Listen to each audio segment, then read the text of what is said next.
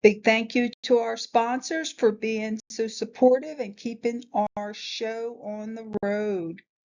Welcome to the New Mexico Mufon chapter meeting at Las Cruces.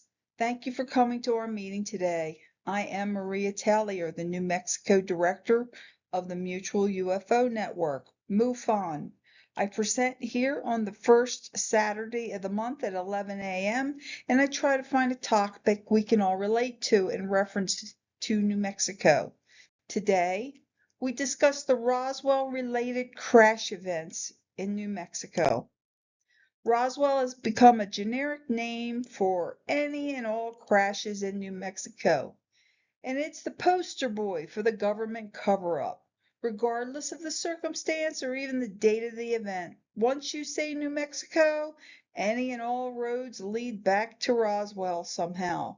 So I'm a bit skeptical regarding all the locations that keep laying claim to being part of the famous crash that we from New Mexico know really occurred in Corona. Most of us are very familiar with the story of the crash at Corona. We are especially familiar with Mac Brazelle, the ranch hand who found the debris on the Corona, New Mexico ranch he was working, the Foster Ranch. Mac and his family lived in Tularosa, and after this all died down in the hoopla from the crash site and everybody went away, Mac returned to Tularosa and he even worked in Alamogordo as a security guard. He still has family in the area. I don't know if you guys remember the movie The Cosmic Trigger that was recently released. The producer of that movie, Larry Sheffield, is also from Alamogordo, and he told us that Mac's grandchildren are still in the area, and he spoke with them while he was making his movie, The Cosmic Trigger.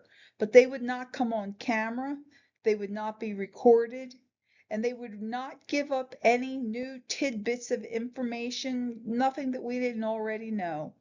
The fear the government put into Mac Brazelle and his family has continued to carry on with his descendants for over 80 years. So the 1947 Roswell crash had multiple crash sites associated with it.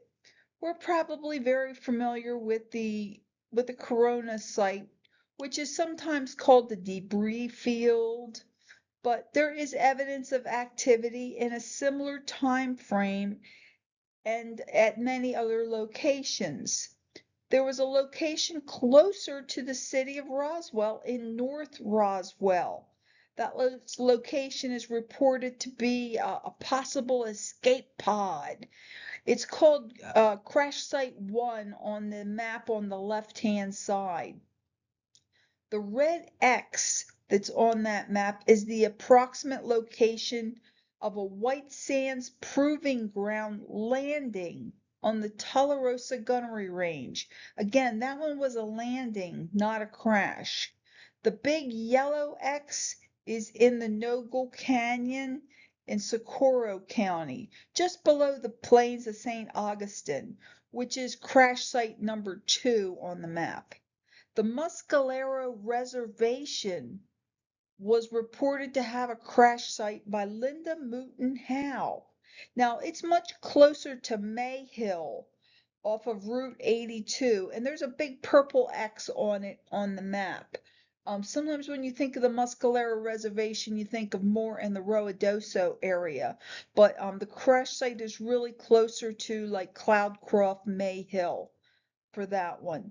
The map on the right-hand side is just an excellent map that was made by Michael Schratt, and he's showing his interpretation of the possible flight path of the object that broke apart in Corona, which we call that either the debris field. It's also known as the skip site. So this is also Michael Schratt's graphic of the Corona crash site. And the major players are all listed there on my slide as a representation of Leonard Stringfield's notes regarding Stringfield. regarding Roswell. Stringfield said there was a craft and bodies at the Corona site, and Michael Schratt made these images for the Stringfield book, so that's how he represented Corona. Now, some people say there were bodies, some say there were craft, others said it was just a bunch of debris and a bunch of pieces that fell off of the crash, which skipped on to St. Augustine. So, um, there's just pieces of the object that broke apart as it tumbles. It depends on what camp you're in or what investigator you believe. The exact date on the impact is a moving target. I've heard anywhere from June 14th to July 2nd, but the facts are the eyewitness is rancher Mac Brazelle, who was tending sheep at the Foster Ranch in Corona in the months of June and July in 1947. He was a hired ranch hand on the Foster's ranch. The date we are sure of is July 6th. That's when Mac took the foil-like material, lightweight beams, and angel hair that looked a lot like wires that he collected from the ranch after some type of crash had occurred. Now, he brought those items into Roswell, and he brought it over to Sheriff Wilcox's office in Roswell. He went to Roswell because that's where the sheriff was. Okay? The sheriff called the Roswell Army Airfield and reported it to the Army Air Corps. And he also sent Brazelle downtown to the radio station, station KOB, and then he told him to go over to the Roswell Daily Record. They interviewed him immediately. The Roswell Daily Record also called the base just to verify the story, and they gave him a press release. And the press release was that the Army was in possession of a flying saucer. So this is where the cat got out of the bag when the paper published that headline. RAAF captures flying saucer on ranch in Roswell region. It was published in their July 8th, 1947 edition. So here's an overview map of the events where the multiple crashes or landing occurred that were reportedly related to that Corona skip site. That big green and red star, it's over the entire area of the plains of St. Augustine. The exact location has been debated. Possibly the Horse Springs area is the number one that pops up all the time, but it's still undetermined on that. All locations are discussed with much speculation that I'm presenting today, but they all have some degree of evidence and eyewitness testimony. Stan Friedman was a big supporter of this event and spent a lot of time and effort investigating all leads. The yellow X you see on this map is the Nogal Canyon event. It's an estimated date, and I've also heard this to be possibly have occurred in July of 1947, putting it squarely in the Roswell crash scenario. This is where the alien autopsy occurred, and a possible crash site was discovered in 2002. The red star is the Wismar event, or at the time it was the White Sands Proving Ground was the name of the area. It hadn't been renamed yet, but it was supposedly a landing, and it has surfaced in quite a few FOIA investigations. It reared its head in the fourth Department of War dump of data information, and it's been mentioned by many investigators. So that's the last one we're going to talk about today because it's related to the DOW dump. Also, there's one called the Ragsdale Impact Site. It's intertwined with the Muscalero Reservation crash. This location could be the same site. It's the purple star. So Ragsdale and the Muscalero, that really could be the same site, just with two different names. This crash was investigated and reported by Linda Moulton Howe, Leonard Stringfield, and Ryan Wood. Those are all three really big, heavy hitters in UFO investigations, so it's really worthy of speaking a little more on that one. The blue star that you see is the one that's closest to the city of Roswell. It's the Blackwater draw site. It was witnessed by Frankie Rowe's father, Fire Chief Dan Dwyer. It's just outside of Roswell. It's outside of the city limits off of Route 380, and it's a possible escape pod scenario. This area of New Mexico also has been continually and extensively investigated by Dr. Jacques Vallée since the 70s. He and Dr. J. Allen Hynek frequently discuss searching in the plains of St. Augustine in their books and publications. And as soon as COVID, Dr. Vallée was in that area during COVID, still investigating, looking for something in the plains of St. Augustine. That's 50 years of investigation that we know of that Dr. Vallée's been up there. There's something up there he's looking for. My opinion is it's something he knows about but can't discuss, maybe due to his non-disclosures, as he is a government contractor. But he appears to be leaving a trail of breadcrumbs to some physical, tangible evidence.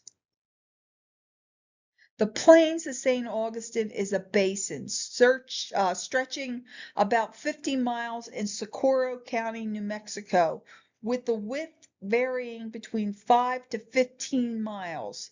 It's at an altitude of 7,000 feet. The VLA, the Very Large Array, is square in the middle of the plains of St. Augustine. In the 1980 Berlitz and Moore book, The Roswell Incident, it jump-started the interest in the 1947 Roswell crash. That was 30 years after the crash. In 1947, the crash was listed in a couple of newspapers, radio. It was on maybe a few television spots, but then the Army said that it was a weather balloon, and everybody shut up about it. But in 1980, with the Berlitz and Moore book, it kind of jump-started the interest again. The investigative work of Stan Friedman was extensively used in that publication, and he followed up himself with a book in 1992, 12 years later, called The Crash at Corona. Friedman had more than 200 interviews with many first-hand witnesses because they were still alive in the 80s and 90s. When you investigate, the first-hand witness is the one who actually saw the event. His eyewitnesses were Barney Barnett and Gerald Anderson. Those two were at the site and saw the crash debris and occupants, or crash victims, if that's what you want to call them. There were several investigative dig expeditions that found unusual metal fragments in the plains of St. Augustine. Most notably, Chuck Wade. He found 6 samples of honeycomb-like material. It was primarily silvery sheet metal, and it was composed mainly of aluminum. It exhibited a crumbled and rigid appearance as if it had been in a crash or some kind of violent encounter. Art Campbell was another investigator who said he found metal fragments in the Horse Springs area of New Mexico. He had them all tested. They analyzed them using light microscopy and some other techniques. It revealed an aluminum alloy with unusual compositions and coatings, including high concentrations of silicone, titanium, and nickel. First-hand witness Gerald Anderson. He's the guy with the white baseball cap in this picture. He's a former police officer from Springfield, Illinois, and in July of 1947, Anderson was just 5 years old. But his family had recently moved to Albuquerque, New Mexico because his dad had gotten a job at Los Alamos. He remembers being at the crash site with his brother, uncle, and father. They had been rock hunting for green agate and were camping out over the 4th of July holiday. In 1990, he was interviewed by John Carpenter, the Mufon Director of Investigations, and Leonard Stringfield. Campbell said there were 4 creatures, 2 dead, 1 dying, and 1 apparently uninjured.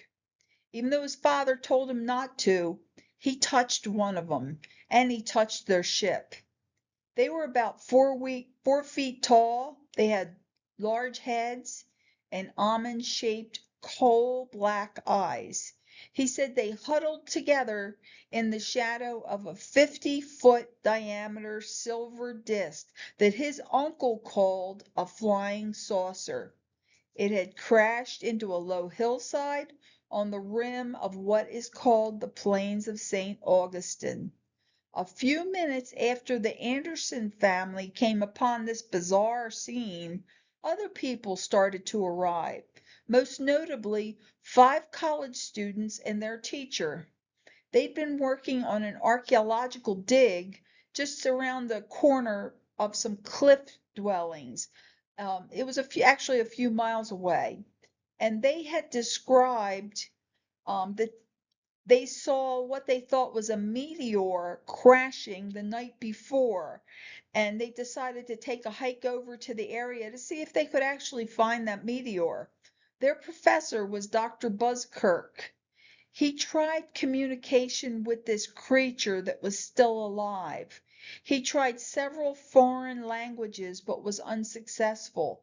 Anderson said the army showed up and forced them all to leave. He remembers a soldier and his uncle getting into a shoving match when the soldiers started grabbing people and pulling them away. His uncle jumped up and in their defense and said, you don't gotta pull people around like that. So he remembers his uncle getting into a shoving match with one of the guys from the army. So Stan Friedman's book, The Crash at Corona, suggests that either there were 2 crafts that crashed. One crashed over in the Corona site, and then another one crashed in St. Augustine on different dates. Or maybe the one object did crash on the Foster's ranch and tumbled into the plains of St. Augustine. He said that explosion would have happened during a thunderstorm, which were very prevalent in the area because that is our monsoon season. So a thunderstorm knocking it out of the sky in July is not unreasonable. But also in his 1990 book, Friedman introduced the account of Socorro resident Barney Barnett. Barney Barnett was a civil engineer with the U.S. Soil Conservation Service. He worked in that area frequently. He described viewing the crash of a flying saucer, going to the location, and he saw the recovery of an alien corpses in the vicinity of Socorro. Barney said that he and a group of archaeologists came upon an alien craft and its occupants on the morning of July 3rd. The army did arrive at the site, and they were led away by military personnel and told not to talk about what they saw. Now, Friedman never directly spoke with Barnett. He had passed away, but he spoke with two people who worked with Barney Barnett at the U.S. Soil Conservation Service, and he had told them this story that had occurred on July 3rd in 1947. The Socorro County Nogal Canyon site was identified through information from a former Air Force cameraman who claimed he photographed a crash site of an alien autopsy there. Researchers Ed Germain and Wendy Connors later investigated that location, and in 2002, Germain and his brother identified the possible crash site near the entrance to Nogal Canyon, just below the Bianchi Ranch.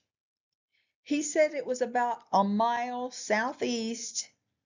They found a big crater containing unusual bluish-green mineral deposits. He said they looked like melted wax. It looked like blue and green and white melted wax. However, it was mineralized. It was very hard. It wasn't waxy, it just was waxy in its appearance.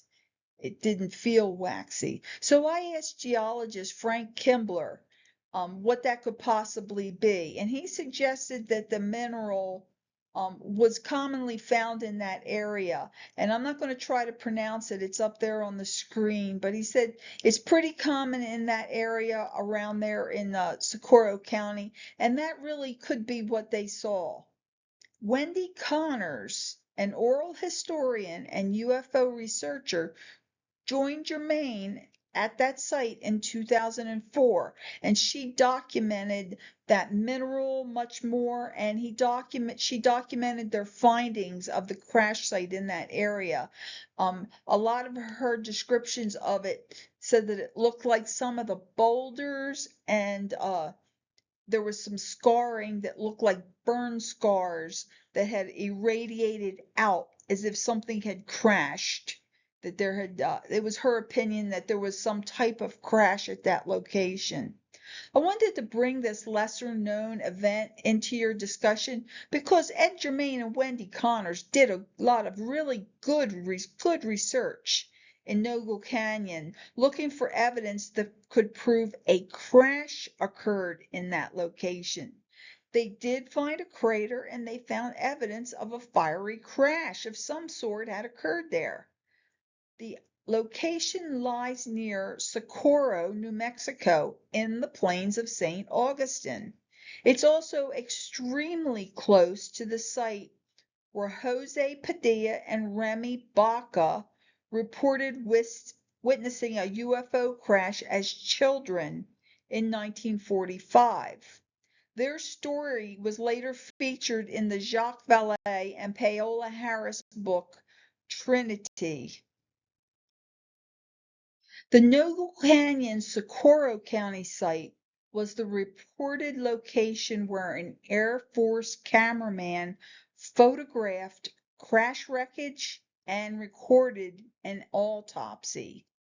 A documentary about the alien autopsy was produced in 1995. Now, Germain and Connors were not involved in this in any way. It was before their time of involvement. The famous alien autopsy was a documentary by filmmaker Ray Santini, who came up with the idea to fabricate the autopsy and record it as if it was real footage. He said he found the recording of the actual alien autopsy and he just wanted to show it. But this was quickly debunked. It was quickly shown to be a forgery and a fake. In his defense, he said that throughout the years, he had the original footage, but it was so degraded, he could not show it. So he made a film of what he could see himself. He looked at the little celluloid frames that were in the original alien autopsy, and he just fabricated everything based off of what he saw on those frames. Now, believe him or not, it's up to you, but those actual movie props, they ended up at the UFO Museum in Roswell from the movie. They're a real big hit there. I feel there could be some correlation to this Nogal Canyon, Socorro County site to my next site, which is also in Nogal Canyon, but in Nogal Canyon in Lincoln County. They both have the same name. Now, this is a copy of Linda Mutenhau's working map regarding her Roswell investigations. She has added at the bottom LZ3. That stands for Landing Zone 3. It's at the bottom in her reporter's notations. Her sources said a third UFO came down late July 4th or 5th, 1947 on the Mescalero Indian Reservation. Now that's just northeast of Alamogordo and Holloman. She had 3 distinct locations called out on her working map. LZ1, which is the Corona skip site or the debris field. LZ2, which is within White Sands Proving Ground near the Trinity site. It's also near Nogal Canyon Socorro site, or the Wismer Landing that we're going to review a little later.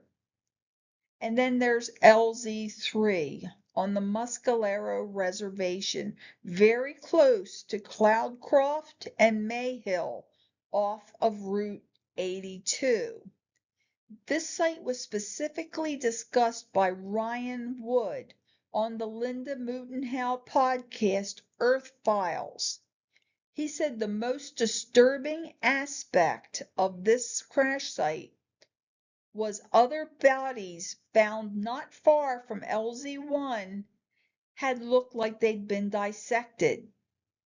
She reported that the bodies discovered from LZ2 were from the Nogal Canyon site investigated by Germain and Connors. This could be where all that alien autopsy controversy starts. But I also think there's a strong possibility that the Nogal Canyon in Lincoln County is confused with the Nogal Canyon in Socorro Canyon, just because they have the same name. Someone not familiar with the area might confuse the two. I know when I started looking for the Nogal Canyon site, I was looking for the one in the Ruidoso area just because I'm more familiar with it. But it was determined that that one was in Socorro County that Wendy Connors had been involved with. So there's no crash site or witnesses at the Lincoln County site. There's none that I could find. But nearby, there is a site called the Ragsdale site. It's in the Capitan Mountains. And of course, it comes with considerable debate regarding Ragsdale's story. The Jim Ragsdale crash site story remains highly controversial. Ragsdale, a truck driver, claimed that he and his girlfriend witnessed a glowing crash near Corozzo. He says it was 53 miles northwest of Roswell, and that was in July of 1947.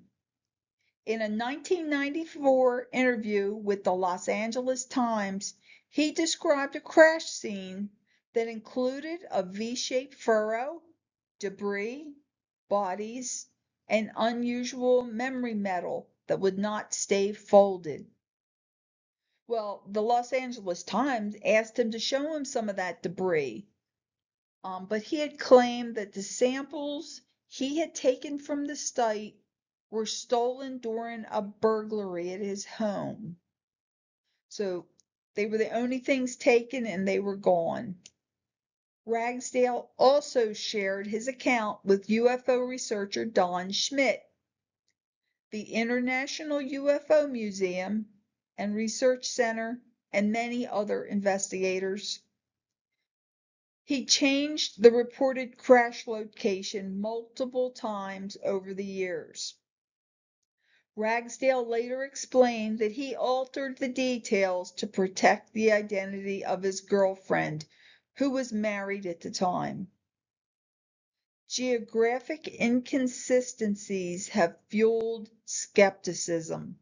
For example, Carrizozo is not 53 miles from Roswell, not on any map. And West Pine Lodge Road does not lead to Carrizozo, but it is northwest of Roswell. He also said they were parked near Boy Scout Mountain in the Capitan Mountains. Because of these conflicting locations, Ragsdale's story remains heavily debated among Roswell researchers. Now, the maps I'm showing you, the one in the lower corner is from the UFO Museum, which I could not match up to the other map, which is a Google map. The top map is from Google Maps, and it shows if they were driving out of Roswell on Pine Lodge Road, it would have been on West Pine Lodge Road. And that area is heavily wooded. And I went on there and I dropped a pin 53 miles out from Roswell out to the northwest, and it landed very close by the Boy Scout Mountains. You can see my yellow pin drop where 53 miles is, and the red arrow is pointing to Boy Scout Mountain. So possibly that location could be, if this event really did occur, that could be where it is. The locations of crashed objects in July of 1947 just keep adding up. So we have Corona, we have the Plains of St. Augustine, we have Nogal Canyon times 2, and now there's Pine Lodge Road. But believe it or not, there's 2 more. We're going to start with the escape pod. Frankie Rowe was certain the date of the crash was July 5th, 1947. Her father, firefighter Dan Dwyer, returned home the next day, that would have been July 6th, telling his family about an intact craft from somewhere else and 3 small beings at the site, 2 dead and 1 injured. He responded to that crash site with his fire truck because someone reported a grass fire in the area. He said he attempted to comfort the surviving being, but could not communicate with it. He said it was roughly the size of a small child and had a head resembling a bug called the Child of Jerusalem. About 45 minutes after arriving at the site, the Army arrived. They secured the area and ordered the firefighters to leave. The firefighters did put the fire out in the grassy field before they left. A week later, a police officer who had helped block access to the site off of Route 380 at Blackwater Draw visited the fire station and shared a piece of unusual memory foil that he had taken from the crash site.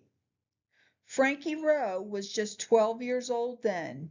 She was at the firehouse that day with her father, and she recalls handling the material, and she said she couldn't tear it, she couldn't crumble it up, it wouldn't stay crumbled, it would always come apart and go back to being flat.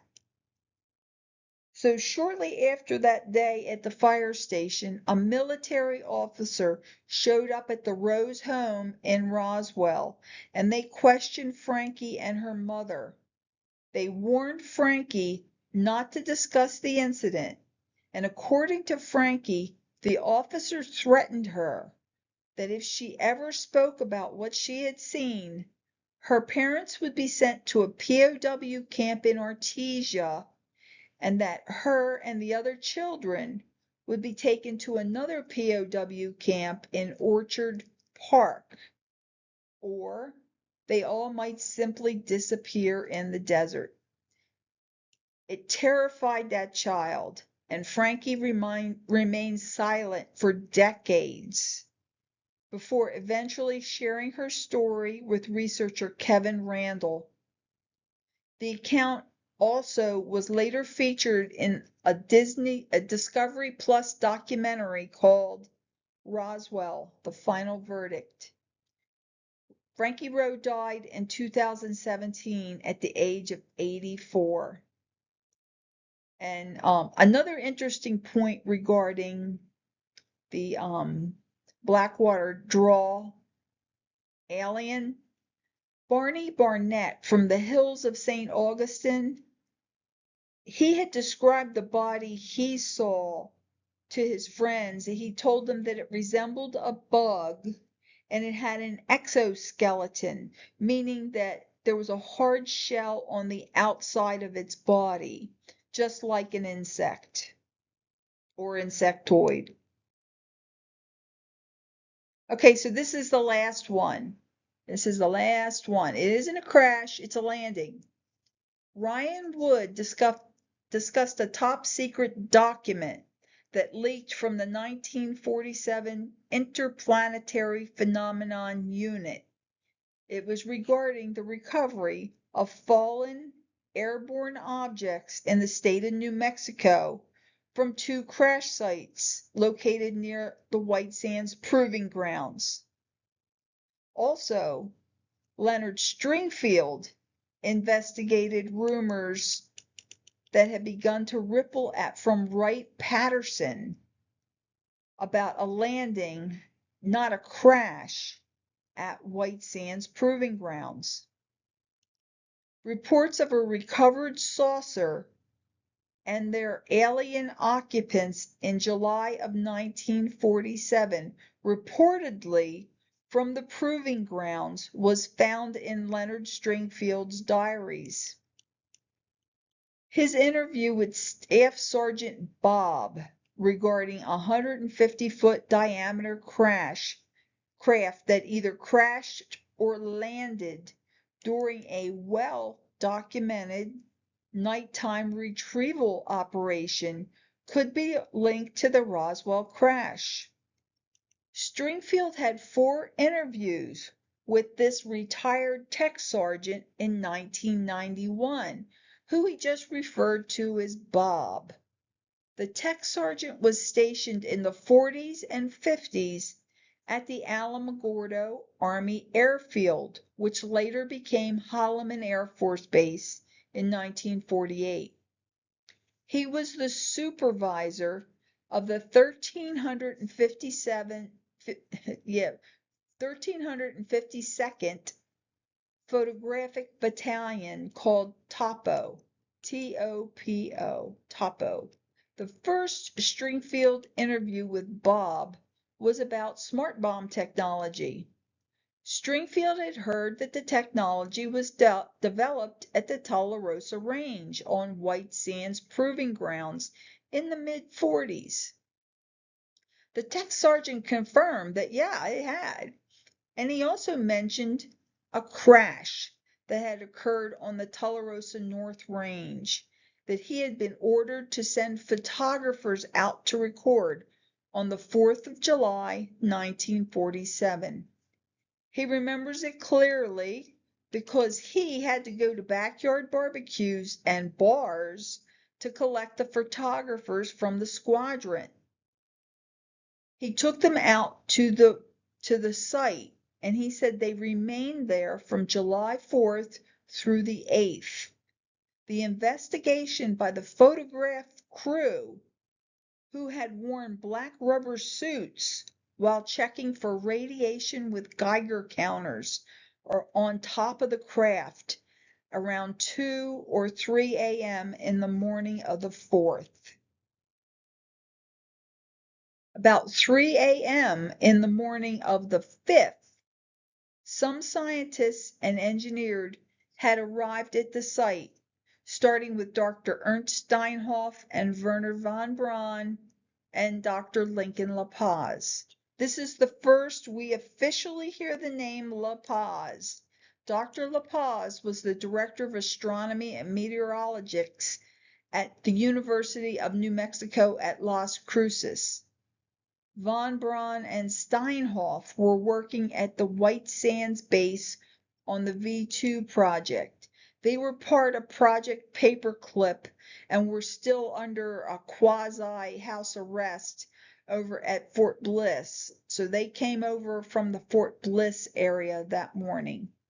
There were a few other aeronautical engineers flown into Alamogordo Field that were involved in those first investigations.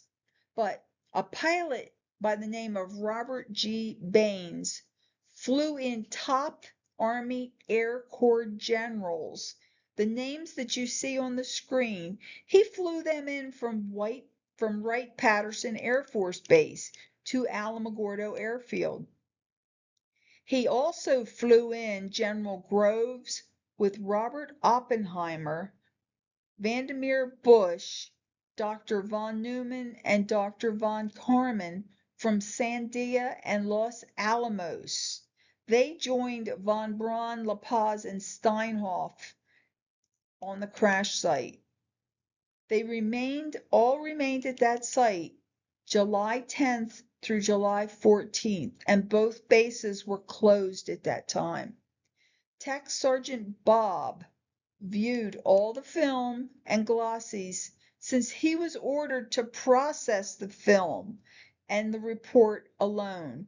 Back in the day, they had to develop film. Nothing was digitized. So he had to develop those negatives from that film and from the recording of the incident.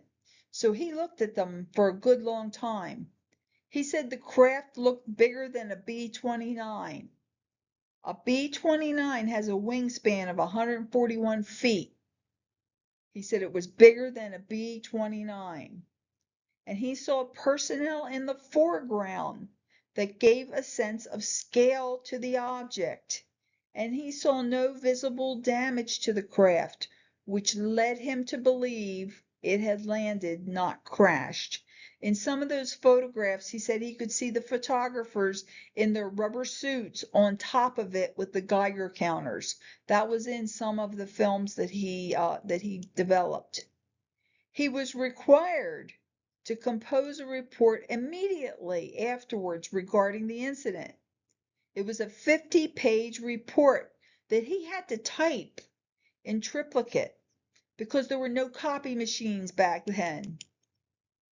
He also remembers that part of the report was done by the German scientific team, headed by von Braun and Steinhoff from White Sands. The tech sergeant told Leonard Stringfield, "I do not think anyone had any idea what kind of craft this was or what it was doing there." In 1947, Bob did not know about the Corona Roswell incident or any other crash sites, but he did find out about them sometime later. So Stringfield asked Tech Sergeant Bob if the Roswell recovery was tied in with the White Sands Tularosa operation. Tech Sergeant Bob just looked at Stringfield for a very long time and didn't say a word. And then he made an abrupt statement.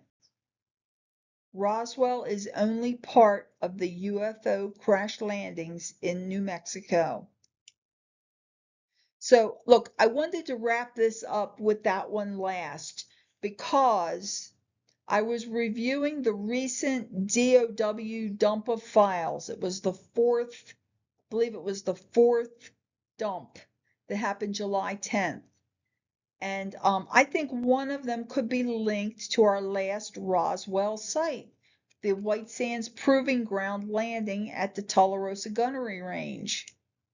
There were 39 files dropped in the July 10th data dump. Again, several duplicates had been dropped before, but I found the first file I have listed on the screen to be very similar to the July 1947 object that Leonard Stringfield had in his notes with Tech Sergeant Bob. We just discussed it about that being a landing on July 4th. This sighting in White Sands was just 5 days prior to that. I feel they could be related because they were both in the Tularosa gunnery range area.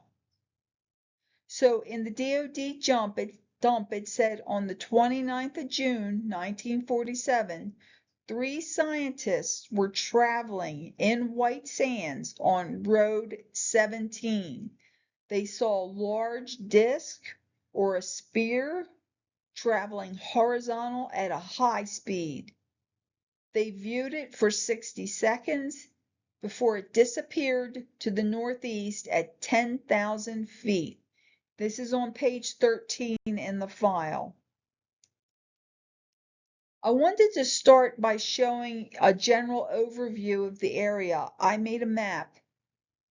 After reviewing Leonard Stringfield's passage regarding the July 4th, 1947 landing of a crash on White Sands Proving Ground in the Tularosa Range, I feel it could be related to the June 29th, 1947 report from the file just released by the DOW.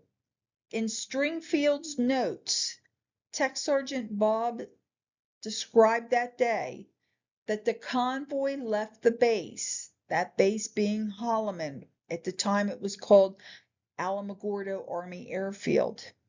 They proceeded north up the highway, which if you go north up the highway from Holloman, you're going to be taking 54.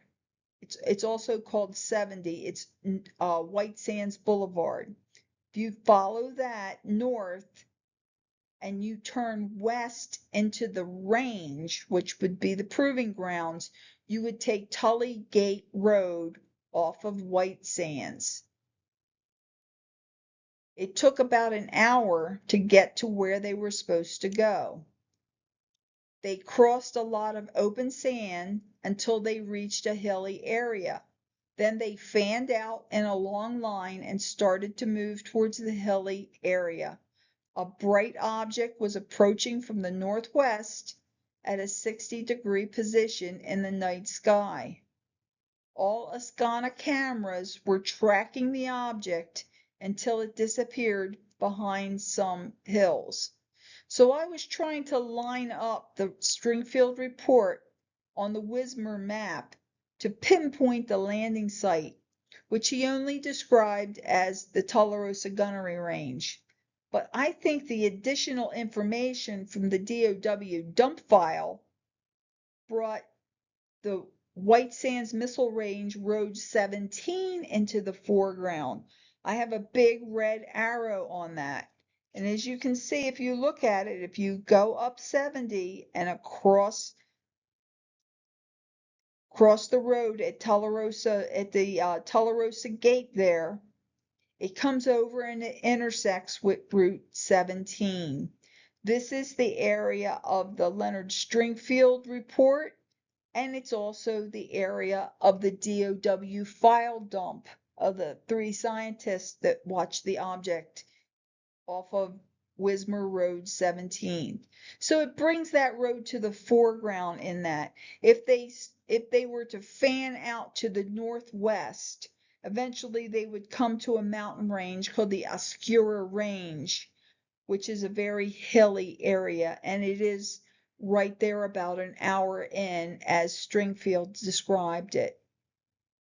So I believe that these two match pretty closely, and that they could also be the same incident about the same time. So I want to ask everybody again, are we 30 days closer to disclosure from the last time we met here? Does the DoD dump assure you that our government is telling us all that they know? Okay, so is there any questions regarding today's program? I'm just throwing out, a few ideas out there. So, I'm throwing out a general question. I started with the Roswell being the poster boy for the government's cover up of the phenomenon. Um, with a show of hands, with a show of hands, if the government said this is what really happened at Roswell, maybe showed us a few pictures and tried to explain what they covered up, would you believe them now? That's my question. Would you believe them if they came clean about Roswell now? Would you actually believe them? How many hands? Okay, let's move on. My buddy Rose from Albuquerque Cosmic Connections is supporting a fundraiser in Albuquerque. It's called the Bigfoot Bash. It's on Halloween, October 31st. It's a Saturday. She's got great speakers lined up for the Bigfoot Bash. All proceeds are going to the YMCA of Albuquerque. All proceeds. I think it's $25 donation to get in. You're going to see speakers Jesus Payan. He's from, of course, Breaking Bigfoot, the New Mexico Bigfoot organization. Hoyt Varday, Brenda Harris, and the big names, the Paranormal Rangers. John and Stan will be speaking there. Again, it's a $25 donation to attend. It supports the YMCA of Central New Mexico, and it's at the Brewery Craft Republic. It's a brew pub. There's going to be also food trucks there to support it. It's from 10 in the morning and I believe until 7 at night, and they're all going to speak for more than an hour. So it's going to be a really good event. I also want to thank you guys for coming here today and let you know that the next Las Cruces meeting is here September 5th at 11 a.m. I'm going to be discussing the abduction of Staff Sergeant Charles Moody. I have actual photos that were taken from the abduction site on Thunder Road in Alamogordo to show you. Some photographs were found in the archives up at the National Historical Records museum that Dave Marler let me reproduce and show to you guys. So those will be in my PowerPoint. They haven't ever been shown to anyone before. And I think you're all going to enjoy it. Also, if anyone is interested and I have copies of a book called What to Do If You've Been Abducted, please let me know. I have signed copies of that book that I can sell to you. They were donated by Kathleen Martin, the author. She donated them to me to help sell, to help support the program and to keep the program on the road. I am selling them at a discounted price of $20. So our next Mufon meeting is in Alamogordo at Otero Arts on August 15th. I will be discussing the abduction of Staff Sergeant Charles Moody at that meeting. So if you can't make it to the Cruces one, you can always catch it in Alamogordo. Again, thank you all very much for supporting our program. Thank you for supporting MUFON. I really appreciate everybody coming today, and you have a wonderful day. Thank you.